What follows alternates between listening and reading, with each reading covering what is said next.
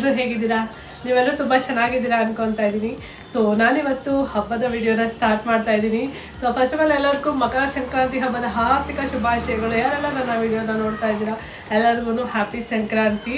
So ಎಳ್ಳು ಬೆಲ್ಲ ತಿಂದು ಒಳ್ಳೆ ಮಾತಾಡಿ ಅಂತ ಹೇಳ್ತಾ ಬನ್ನಿ ಇವತ್ತಿನ ಹಬ್ಬದ ಬ್ಲಾಗ್ನ ಸ್ಟಾರ್ಟ್ ಮಾಡೋಣ.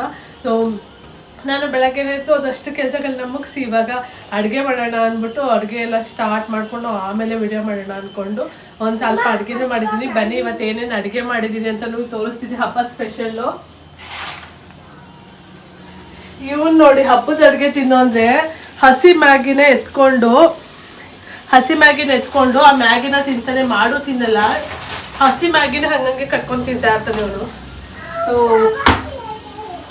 ಇಲ್ಲಿ ಪೊಂಗಲ್ ಮಾಡೋದಕ್ಕೆ ಅಂದ್ಬಿಟ್ಟು ಸ್ವೀಟ್ ಪೊಂಗಲಿಗೆ ಮತ್ತೆ ಹಾಗೇನೆ ಇವತ್ತು ನಾನು ಇಟ್ಕಿದ ಬೇಳೆ ಪಾಯಸ ಮಾಡೋಣ ಅನ್ಕೊಂಡಿದ್ದೀನಿ. ಎರಡಕ್ಕೂ ಆಗಲಿ ಅಂದ್ಬಿಟ್ಟು ಸೊ ಬೆಲ್ಲನ ಕರಗಿಸಿಟ್ಕೊಂಡಿದ್ದೀನಿ, ಬೆಲ್ಲನ ಸೋಸ್ಕೊಳ್ಳೋಕ್ಕೆ. ಹಾಗೆ ಇಲ್ಲಿ ರೈಸ್ ಬಂದೆ. ಸೊ ಒಳ್ಳೆ ಇಟ್ಕಿದ ಬೇಳೆ ಸಾಂಬಾರು ಮಾಡಿದ್ದೀನಿ, ತುಂಬ ಚೆನ್ನಾಗಿದೆ. ಇವತ್ತು ಎಲ್ಲ ಅವರೆಕಾಯಿ ಸ್ಪೆಷಲ್ ನಮ್ಮ ಮನೇಲಿ. ಸೊ ಇಲ್ಲಿ ಅವರೆಕಾಯಿನ ಬೇಯಿಸಿಟ್ಟಿದ್ದೀನಿ. ನನಗೆ ತುಂಬ ಇಷ್ಟ ಅವರೆಕಾಯಿ, ಹಾಗಾಗಿ ನಾಟಿ ಅವರೆಕಾಯಿ ಸಿಕ್ಕಿತ್ತು ನನಗೆ, ಹಾಗಾಗಿ ಒಂದು ಅರ್ಧ kg ಅಷ್ಟು ಬೇಯಿಸಿಟ್ಟಿದ್ದೀನಿ. ಸೊ ಇಲ್ಲಿ ಗೆಣಸನ್ನು ಬೇಯಿಸ್ಬಿಟ್ಟು ಇಟ್ಟಿದ್ದೀನಿ, ಬೇಯಿಸ್ಕೊಳ್ಳೋದೆಲ್ಲ. ಆಮೇಲೆ ಇದು ಕಡಲೆಕಾಯಿ.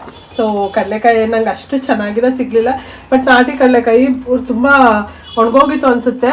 ಸೊ ಹಾಗಾಗಿ ಇದನ್ನು ಹಾಗೆ ಇಲ್ಲಿ ನೋಡಿ, ಇಲ್ಲಿ ಎಳ್ಳು ಬೆಲ್ಲಕ್ಕೆ ಈ ಸಲ ಎಳ್ಳು ಬೆಲ್ಲಕ್ಕೆ ಎಂಥ ಪಾಡಾಗಿದೆ ನನಗೆ ಅಂದರೆ, ಇದನ್ನು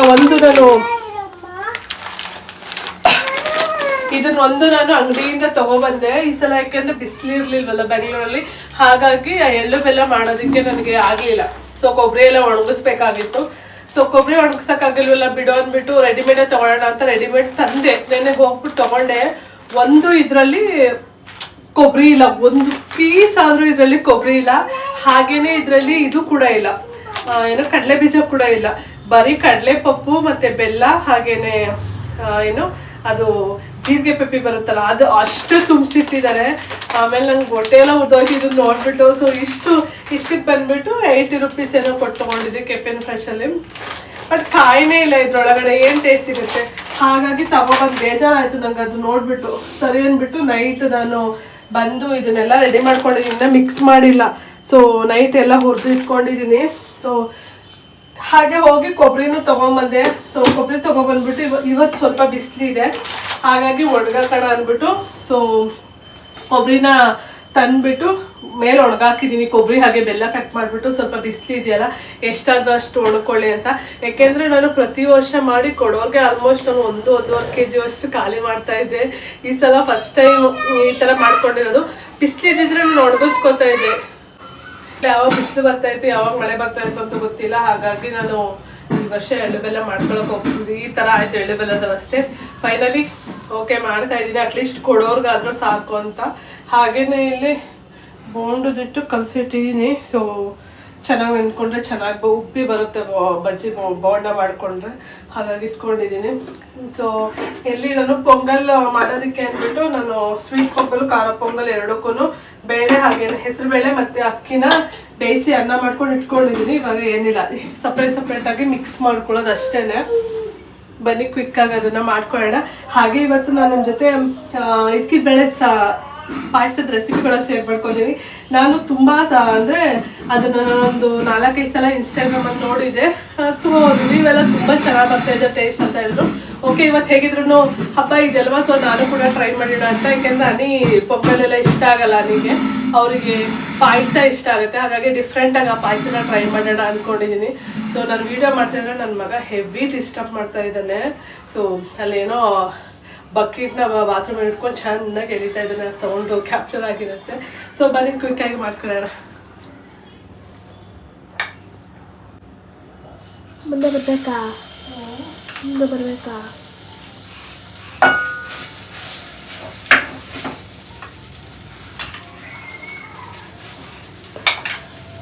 ನಾನಿಲ್ಲಿ ಸ್ವೀಟ್ ಪೊಂಗಲ್ಗೆ ಹಾಫ್ ಯೂಸ್ ಮಾಡ್ತಾ ಇದ್ದೀನಿ, ಹಾಗೆ ಖಾರ ಪೊಂಗಲ್ಗೆ ಹಾಫ್ ಯೂಸ್ ಮಾಡೋಣ ಅಂತ. ಖಾರ ಪೊಂಗಲ್ ಮಾಡ್ತೀಯಮ್ಮ?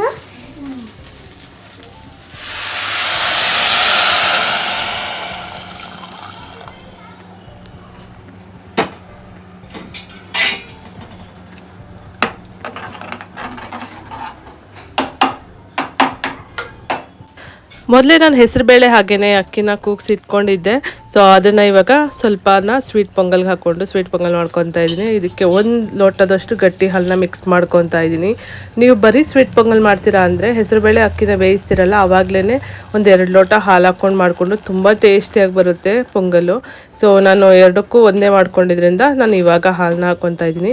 ಹಾಗೆಯೇ ಇಲ್ಲಿ ಸ್ವಲ್ಪ ಕೊಬ್ಬರಿ ತುರಿನೂ ಕೂಡ ಹಾಕ್ಕೊಂಡಿದ್ದೀನಿ. ಸೊ ನೀವು ಹಸಿ ಕಾಯಿ ಹಾಕ್ಕೊಳ್ಳೋದಕ್ಕಿಂತ ಒಣಗಿರೋ ಕೊಬ್ಬರಿ ತುರಿ ಹಾಕ್ಕೊಂಡು ತುಂಬ ಚೆನ್ನಾಗಿ ಬರುತ್ತೆ ಟೇಸ್ಟು. ಸೊ ಹಸಿದು ಹಾಕ್ಕೊಂಡ್ರೆ ಅಷ್ಟು ಟೇಸ್ಟು ಚೆನ್ನಾಗಿ ಬರೋಲ್ಲ. ಅದಾದಮೇಲೆ ಇಲ್ಲಿ ಸೊ ಡ್ರೈ ಫ್ರೂಟ್ಸ್ ಕೂಡ ಹುಡ್ಕೊತಾ ಇದ್ದೀನಿ. ಸೊ 1 ಟೇಬಲ್ ಸ್ಪೂನ್ ತುಪ್ಪ ಹಾಕ್ಕೊಂಡು, ಸೊ ಇಲ್ಲಿ ನಾನು ಕ್ಯಾಶು ಹಾಗೆಯೇ ಅದು ಸ್ವಲ್ಪ ಫ್ರೈ ಆದಮೇಲೆ ಒಂದು ದ್ರಾಕ್ಷಿನೂ ಕೂಡ ಹಾಕ್ಕೊಂಡು ಸ್ವಲ್ಪ ಫ್ರೈ ಮಾಡ್ಕೊತಾ ಇದ್ದೀನಿ.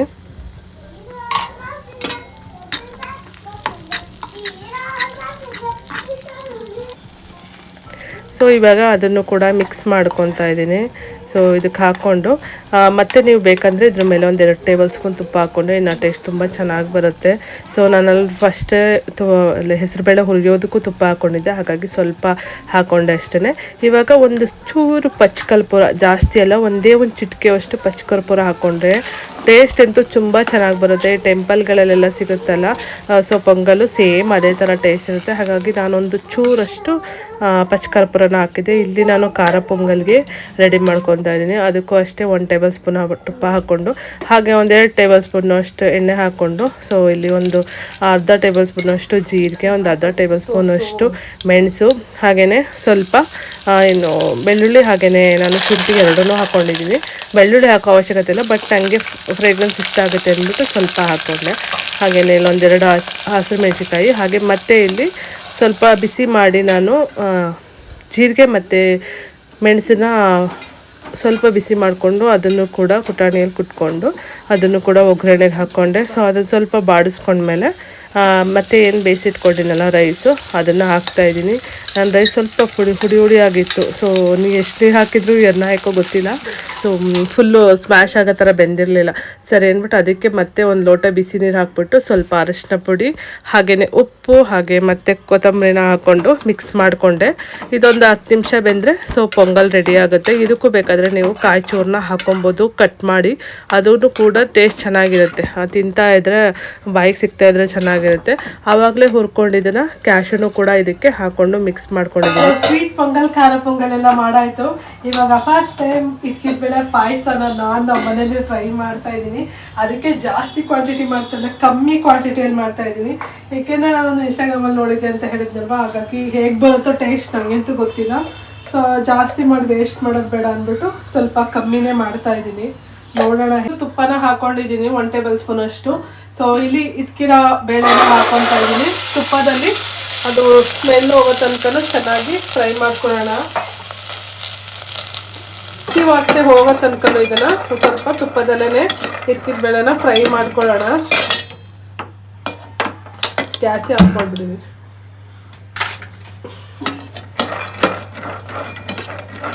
ಸೊ ಈ ಇದ್ಕಿದ ಬೇಳೆ ಸ್ವಲ್ಪ ಬಲ್ತ್ಬಿಟ್ಟಿದೆ.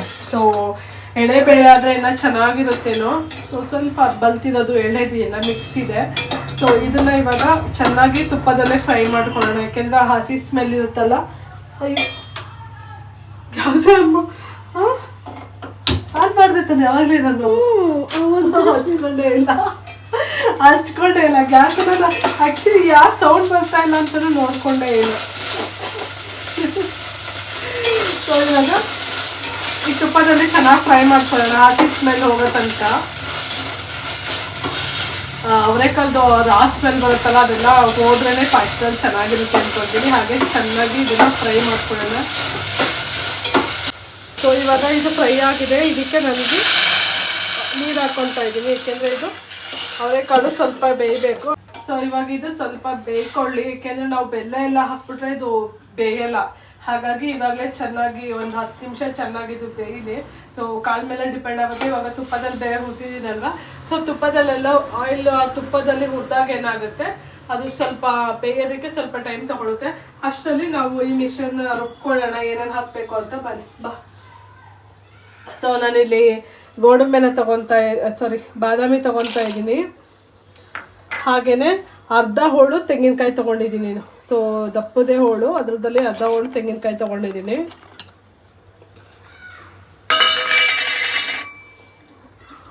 ಸೊ ಇಲ್ಲಿ ಒಂದು 5 ಏಲಕ್ಕಿ ಹಾಕೊತಾ ಇದ್ದೀನಿ, ಸ್ವಲ್ಪನೇ ಸ್ವಲ್ಪ ಗಸಗಸೆ. ಸೊ ಇದನ್ನು ಸ್ವಲ್ಪ ನೀರು ಹಾಕ್ಬಿಟ್ಟು ಚೆನ್ನಾಗಿ ನುಣ್ಣಗೆ ರುಬ್ಕೊಳ್ಳೋಣ. ಸೊ ಇವಾಗ ಬೇಳೆ ಚೆನ್ನಾಗಿ ಬೆಂದಿದೆ. ಸೊ ಬೇಳೆ ಬೇಯೋದಕ್ಕೆ ಸ್ವಲ್ಪ ಟೈಮೇ ತಗೊಳುತ್ತೆ.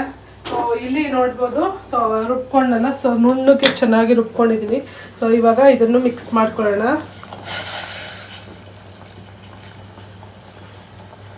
ಇವಾಗಲೇ ನೋಡಿ ನೀರು ಎಷ್ಟು ಬೇಕು, ಸೊ ನಮಗೆ ಪಾಯಸ ಎಷ್ಟು ಕನ್ಸಿಸ್ಟೆನ್ಸಿ ಬೇಕು, ಯಾಕೆಂದರೆ ಇನ್ನೂ ನಾವು ಬೆಲ್ಲ ಕಲಸಿರೋ ನೀರು ಬೇರೆ ಹಾಕ್ಕೊತೀವಿ, ಹಾಗಾಗಿ ಇಲ್ಲಿ ನೋಡ ಹಾಕೊಳ್ಳೋಣ.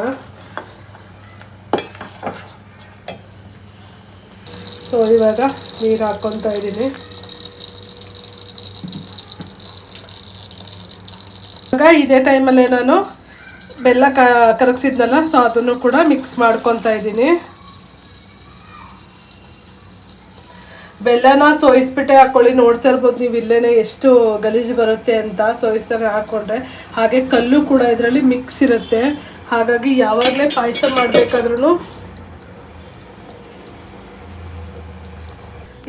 ಪಾಯಸ ಮಾಡಬೇಕಾದ್ರೂ ಸೊ ಬೆಲ್ಲನ ಕರಗಿಸ್ಬಿಟ್ಟು ಹಾಕ್ಕೊಳ್ಳಿ. ಸ್ವಲ್ಪ ಟೈಮ್ ತೊಗೊಳುತ್ತೆ, ಬಟ್ ಏನಂದರೆ ಕಲ್ಲು ಮತ್ತು ಅದೇನೇನೋ ಪೀಸ್ಗಳೆಲ್ಲ ಇರುತ್ತೆ. ಸೊ ಹಾಗಾಗಿ ಸೊ ಇವಾಗ ಇದು ಚೆನ್ನಾಗಿ ಕುದೀಲಿ. ನನಗೂ ಗೊತ್ತಿಲ್ಲ ಹೆಂಗೆ ಬರುತ್ತೆ ಟೇಸ್ಟು ಅಂತ. ಸೊ ಟೇಸ್ಟ್ ಮಾಡಿಬಿಟ್ಟು ಹೇಳ್ತೀನಿ ಯಾವ ಥರ ಇದೆ ಅಂತ. ಸೊ ಬೇಳೆನೂ ಕೂಡ ಚೆನ್ನಾಗಿ ಬೆಂದಿದೆ. ಸೊ ಬೇಳೆ ಇವಾಗ ಈ ಮಿಶ್ರಣದ ಜೊತೆ ಚೆನ್ನಾಗಿ ಬೆಂದರೆ ಮೇ ಬಿ ಟೇಸ್ಟು ಬೇಳೆದು ಚೇಂಜ್ ಆಗುತ್ತೆ. ಸೊ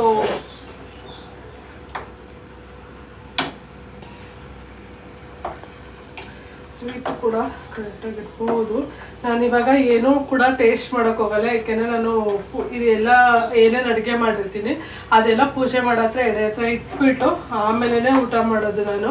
ಹಾಗಾಗಿ ಯಾವುದೂ ಕೂಡ ಟೇಸ್ಟ್ ಮಾಡೋಕ್ಕೆ ಹೋಗಲ್ಲ. ಸೊ ಇವೆರಡು ಮಾತ್ರ, ಅನ್ನ ಸಾಂಬಾರು ಇದೆರಡು ಬಿಟ್ಟು ಸ್ವೀಟು ಮತ್ತು ಖಾರ ಪೊಂಗಲು, ಸ್ವೀಟ್ ಪೊಂಗಲು, ಗೆಣಸು ಇದೆಲ್ಲ ಬೇಯಿಸಿರ್ತೀನಲ್ವ. ಸೊ ಇದನ್ನೆಲ್ಲ ದೇವ್ರ ಹತ್ರ ಎಳ್ಳು ಬೆಲ್ಲ ಅದನ್ನೆಲ್ಲ ಇಟ್ಟು ಪೂಜೆ ಆದಮೇಲೆ ಸೊ ತಿನ್ನೋದು. ಸ್ವೀಟ್ ಕಮ್ಮಿ ಇದ್ರೂ ಜಾಸ್ತಿ ಇದ್ರೂ ಪೂಜೆ ಮಾಡಾದ್ಮೇಲೆ ಅದನ್ನು ಚೆಕ್ ಮಾಡ್ಕೊಬೇಕು. ಸೊ ಬನ್ನಿ, ಇದು ಸ್ವಲ್ಪ ಹೊತ್ತು ಚೆನ್ನಾಗಿ ಕುದಿ ಬರಲಿ, ಮತ್ತೆ ಸಿಗ್ತೀನಿ ನಾನು. ಸೊ ಇವಾಗ ನೋಡ್ತಾ ಇರ್ಬೇಕು ಚೆನ್ನಾಗಿ ಕುದ್ದಿದೆ. ಹಾಗೇನೆ ನಾನು ಏನು ಹಾಕಿದೆ ಎಲ್ಲ ನೀಟಾಗಿ ಬೆಂದಿದೆ ಕಾಯಿ ಎಲ್ಲ. ಸೊ ಇವಾಗ ದ್ರಾಕ್ಷಿ ಗೋಡಂಬಿಯನ್ನು ತುಪ್ಪದಲ್ಲಿ ಫ್ರೈ ಮಾಡಿರೋದು, ಸೊ ಅದನ್ನು ಹಾಕೋಣ ಇಷ್ಟೇ. ಸೊ ಪಾಯಸ ರೆಡಿಯಾಗಿದೆ. ನಾನು ನಿಮಗೆ ಟೇಸ್ಟ್ ಮಾಡಿ ಹೇಳ್ತೀನಿ ಹೇಗೆ ಬಂದಿದೆ ಅಂತ. ಹಿದ್ಕವ್ರೆಕಾಳು ಪಾಯಸ ಅಂತೂ ತುಂಬ ಚೆನ್ನಾಗಿತ್ತು ಟೇಸ್ಟ್ ಎಲ್ಲ. ಸೊ ಅವರೆಕಾಳು ಸೀಸನ್ ಮುಗಿಯೋ ಅಷ್ಟರಲ್ಲಿ ನೀವು ಒಂದ್ಸಲ ನಿಮ್ಮ ಮನೇಲಿ ಟ್ರೈ ಮಾಡಿ ನೋಡಿ, ನಿಮಗೂ ಕೂಡ ಇಷ್ಟ ಆಗುತ್ತೆ. ನನಗೆ ಕೂಡ ಇಷ್ಟ ಆಯಿತು. ಹಾಗೆಯೇ ನನ್ನ ಫ್ರೆಂಡ್ಸ್ಗಾಗಿರ್ಬೋದು, ಫ್ಯಾಮಿಲಿಲಿ ಎಲ್ಲರೂ ಕುಡಿದ್ಬಿಟ್ಟು ಇಷ್ಟಪಟ್ಟರು. ಏನು ಡಿಫ್ರೆಂಟಾಗೈತಿ, ಏನು ಪಾಯಸ ಇದು ಅಂತ. ಸೊ ಇದಕ್ಕೆ ಅವರೇ ಪಾಯಸ ಅಂತ ಕುಡಿದ ತಕ್ಷಣವೇ ಗೊತ್ತಾಗಲ್ಲ ಅವ್ರಿಗೆ, ಯಾವಾಗ ಬಾಯಲ್ಲಿ ಸಿಗುತ್ತೆ ಆವಾಗಲೇ ಗೊತ್ತಾಗುತ್ತೆ ಓ ಅವರೆಕಾಳು ಪಾಯಸನ ಇದು ಅಂತ. ಸೊ ಎಲ್ಲರೂ ಅವರೆಕಾಳಲ್ಲೂ ಪಾಯಸ ಮಾಡ್ತಾರಾ ಅನ್ನೋ ಥರ ಒಂದು ರಿವ್ಯೂ ಕೊಟ್ಟರು. ನಮ್ಮ ಮನೆ ಒಂದು ಕಳ್ಬೇಕಿದೆ ನೋಡಿ, ಇಲ್ಲಿ ಏನು ಮಾಡ್ತಾ ಇದೆ ಅಂತ. ಏನು ಮಾಡ್ತಿದ್ಯಾ ಬಸ್ಸು? ಹಾಂ ಮಾಡು, ತಿಂತಾರಾ? ಸ್ವಾಮಿ ಮಾಡಾದ್ಮೇಲೆ ತಿನ್ನೋದು ಮಗನೇ. ಅದು ಕಳೆ ಬೀಜ, ಅದು ಚಾಮಿ ಮಾಡಿದ್ಮೇಲೆ ತಿನ್ನೋದು. ಹಾಂ, ನೀನು ಗುಮ್ಮನ್ ಥರ ಬಂದ್ಬಿಟ್ಟು ಒಳಗಡೆ ಕುತ್ಕೊಂಡು ತಿನ್ನೋದಲ್ಲ. ಜಾಸ್ತಿ ತಿಂದರೆ ಲೂಸ್ ಮೋಷನ್ ಆಗುತ್ತೆ ಅಷ್ಟೇ. ಆಮೇಲೆ ಬಸ್ಸು ತಿನ್ಬಾರ್ದು ಮಗನೇ, ಚಾಮಿ ಮಾಡಬೇಕು. ನೋಡಿ ಇಲ್ಲಿ ಮೆತ್ತಗೆ ಬಂದ್ಬಿಟ್ಟು ಕುತ್ಕೊಂಡು ತಿಂತಾ ಇದ್ದಾನೆ.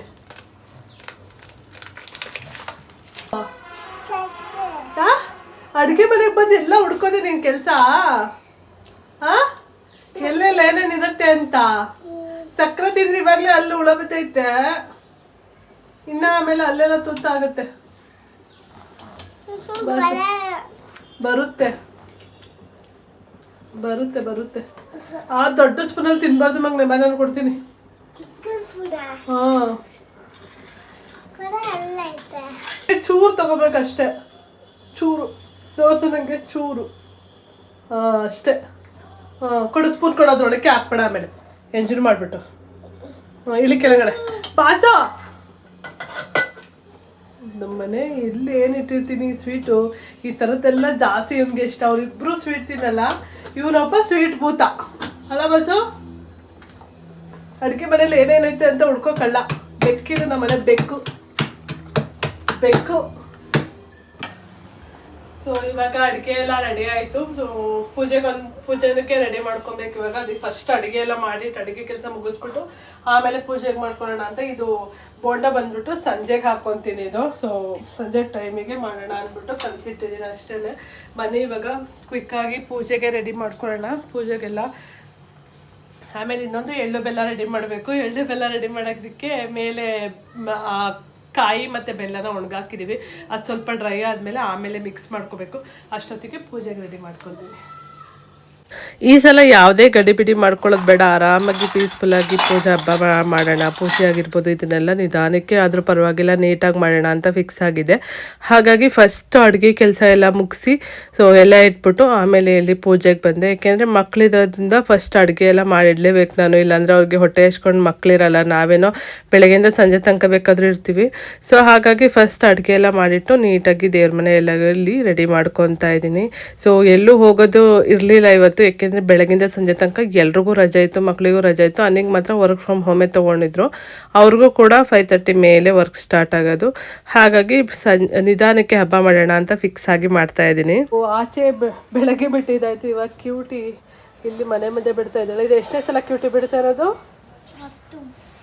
ಬಾಸು ಬೆಳಗ್ಗೆಯಿಂದ ಅದನ್ನ ಅಳಿಸೋದು ಇವಳು ಬಿಡೋದು, ಅಳಿಸೋದು ಬಿಡೋದು. ಇವಾಗ ಕಲ್ಲರೆಲ್ಲ ಹಾಕಿ ಮಾಡ್ತಾ ಇದ್ದಾಳೆ. ನಮ್ಮ ಕ್ಯೂಟಿಗೆ ಇಷ್ಟ ರಂಗೋಲಿನ ಹಾಕೋದು ಅಂದರೆ. ಆದರೆ ಇಲ್ಲಿದ್ದಾನಲ್ಲ ಇವನು ಬಿಡಬೇಕಾ? ಕಾಯ್ಕೊಂಡು ಕೂತಿದ್ದಾನೆ ಅದನ್ನು ಯಾವಾಗ ಅಳಿಸ್ತೀನಿ ಅಂತ. ಬಾಸು ಅದನ್ನು ಮುಟ್ಬಾರ್ದು ಮಗನೆ, ಅದು ಅಕ್ಕ ಆಗ್ತಿರೋದು ಮುಟ್ಬಾರ್ದು. ಅಕ್ಕ ನೋಡಲಿ ಎಷ್ಟೋ ನೀಟಾಗಿ ಆಗ್ತಾ ಇದ್ದಾಳೆ. ಸೊ ಇವಾಗ ಪೂಜೆ ಮಾಡ್ತೀನಿ ಅಲ್ಲ, ಅದಕ್ಕೆ ಇಲ್ಲಿ ಒಂದು ರಂಗೋಲಿನ ಹಾಕಿ ಆಯಿತು. ಎಷ್ಟೊತ್ತಿರುತ್ತೋ ಗೊತ್ತಿಲ್ಲ. ಇದು ಟೈಲ್ಸ್ ಅಲ್ವಾ, ಸ್ವಲ್ಪ ಕಾಲೇನಾದ್ರು ಇದು ಮಾಡಿದ್ರೆ ಹೋಗ್ಬಿಡುತ್ತೆ. ನೋಡಿ ಆಲ್ರೆಡಿ ಕಾಯ್ತಾ ಇದ್ದಾನೆ. ಪ್ಲೀಸ್ ಬಾಸಿ ಸುಮ್ಮನೆ ಇರಪ್ಪ.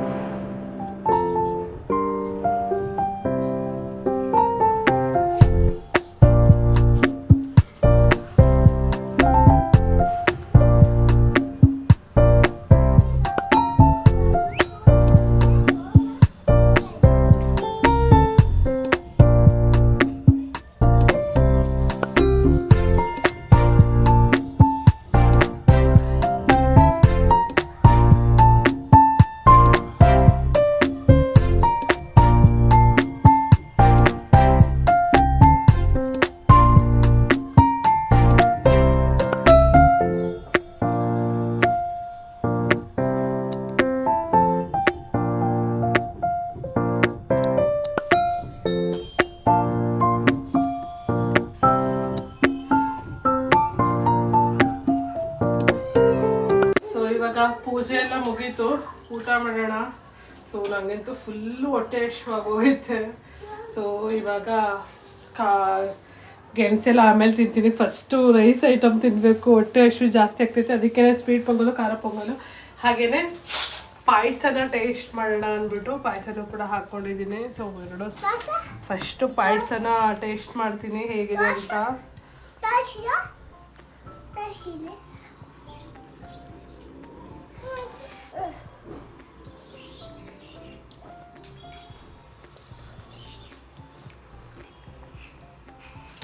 ಚೆನ್ನಾಗಿದೆ. ಸ್ವಲ್ಪ ಗಸಗಸೆ ಪಾಯಸ ಥರನೇ ಇರುತ್ತೆ ಟೇಸ್ಟು. ಬಟ್ ಆದರೆ ಏನೋ ಇದ್ಕಿದ ಬೇಳೆ ಏನಾದ್ರೂ ಒಂದು ಸ್ವಲ್ಪ ಸಿಕ್ಕಿದ್ರೆ ಆ ಇದ್ಕಿದ ಬೇಳೆ ಫ್ಲೇವರ್ ಸ್ವಲ್ಪ ಸಿಗುತ್ತೆ. ಬಟ್ ಚೆನ್ನಾಗಿದೆ, ಕುಡಿಬೋದು ಡಿಫ್ರೆಂಟಾಗಿ. ಹೇಗಿದೆ ಮಗದೆ? Super super. ಸೊ ಬನ್ನಿ ಊಟ ಮಾಡಿ ಮತ್ತೆ ಸಿಗ್ತೀನಿ ನಾನು ನಿಮಗೆ.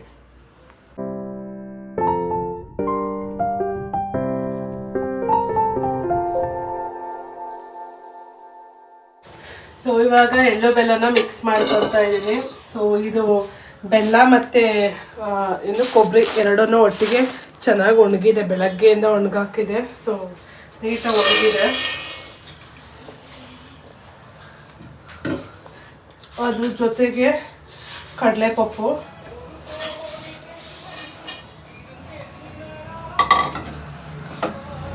ಸೊ ಇಲ್ಲಿ ಎಳ್ಳು, ಸೊ ವೈಟ್ ಕಲರ್ ಎಳ್ಳನ್ನ ಚೆನ್ನಾಗಿ ರೋಸ್ಟ್ ಮಾಡ್ಕೊಂಡಿದ್ದೀನಿ.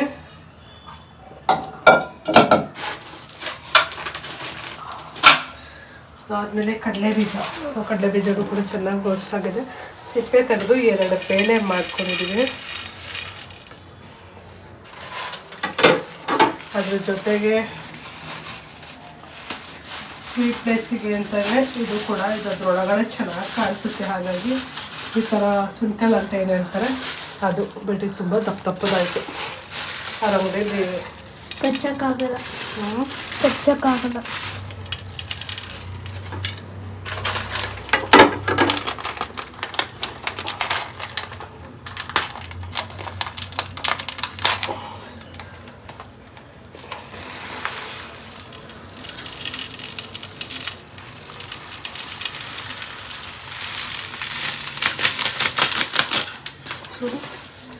ಇದೆಲ್ಲ ಮಿಕ್ಸ್ ಮಾಡ್ಕೊಳ್ಳೋಣ. ಎಳ್ಳು ಜಾಸ್ತಿ ಇರಬೇಕಮ್ಮ, ಸಮ ಇರಬೇಕಲ್ಲ. ಅಂದರೆ ಯಾವುದು ಸಮ ಇಲ್ಲ. ಆದರೆ ಯಾವುದು ಸಮ ಇಲ್ಲ. ಏನು ಕಡಲೆಪಪ್ಪು ಆದರೆ ಸ್ವಲ್ಪ ಕಮ್ಮಿ ಆಗ್ತದೆ. ಅಲ್ಲೋಗಲ್ ಪಪ್ಪ ಹತ್ರ ಬಿಟ್ಕೊ.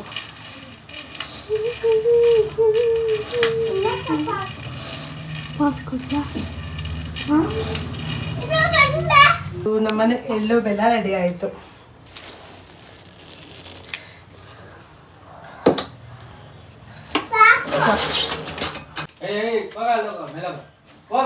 ಸೊ ಇವಾಗ ಎಲ್ಲ ಹಾಗೇನೆ ಕೊಡೋರ್ ಮನೆಗೆಲ್ಲ ಈಗ ಎಲ್ಲರ ಮನೆಗೆ ಕೊಡಬೇಕು. ಹಾಗಾಗಿ ಪ್ಯಾಕಲ್ಲಿ ಮಾಡ್ಕೊತಾ ಇದ್ದೀನಿ. ನಮ್ಮ ಕ್ಯೂಟಿಗೆ ಕೊಡೋದಕ್ಕೆ ರೆಡಿ ಮಾಡಲಿ ಅಂತ ವೆಯ್ಟ್ ಮಾಡ್ತಾ ಇದ್ದಾನೆ. ನಾವೀಗೆಲ್ಲ ಪ್ಯಾಕ್ ಮಾಡಿಬಿಟ್ಟು ಆಮೇಲೆ ರೆಡಿ ಮಾಡೋಣ ಅಂದ್ಕೊಂಡು ವೆಯ್ಟ್ ಮಾಡಿಸ್ತಾ ಇದ್ದೀವಿ.